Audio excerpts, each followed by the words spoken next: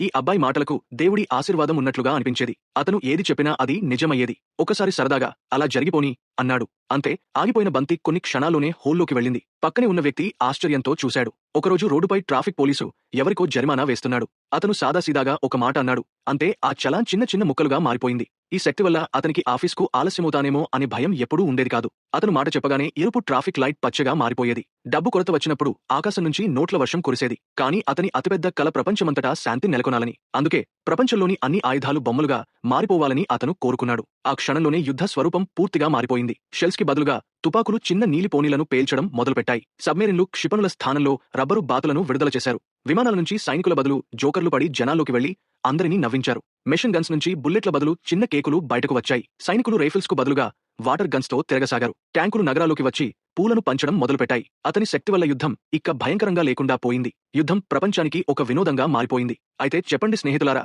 మీకు ఇలాంటి శక్తి ఉంటే మీరు ఏమి కోరుకుంటారు?